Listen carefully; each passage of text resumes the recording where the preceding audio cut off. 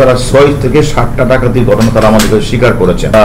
এই পর্যন্ত 200 থেকে 250 ডাকাতি তারা করেছেন এবং বিশেষ করে এই ঈদকে ঘিরে তারা খিলক্ষেত, আবদুল্লাপুর, এয়ারপোর্ট, টঙ্গী এই জায়গাগুলি তারা 6 থেকে 7টা ডাকাতির ঘটনা তারা আমাদেরকে স্বীকার করেছেন। খিলক্ষেতের রাজুক মার্কেটের সামনে 4 জনকে তুলে তারা 5,90,000 টাকা 3টা মোবাইল ছিনিয়ে নিয়েছেন। ঈদ উল আজহার 8 থেকে 10 দিন আগে এয়ারপোর্টের সামনে থেকে একজন প্রবাসীকে তুলে নিয়ে, এটারও মামলা হয়েছে, তার কাছ থেকে রিয়েল নগদ সব তুলে নিয়েছেন। এবং টঙ্গী কলেজ থেকে এরকম তারা ঈদের আগেই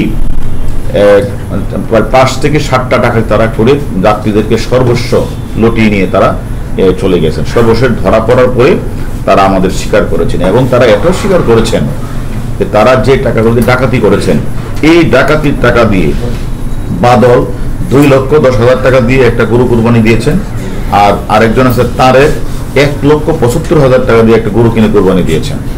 এই কাজটি তারা করেছেন এবং একদিকে মানে পাইকারদের গরুর টাকা সব ছিনিয়ে নিয়ে মানে লুণ্ঠিত টাকা দিয়ে তারা আবার নিজেরা কুরবানি দিয়েছেন এবং তারা আমাদের কাছে এগুলি স্বীকারও করেছেন।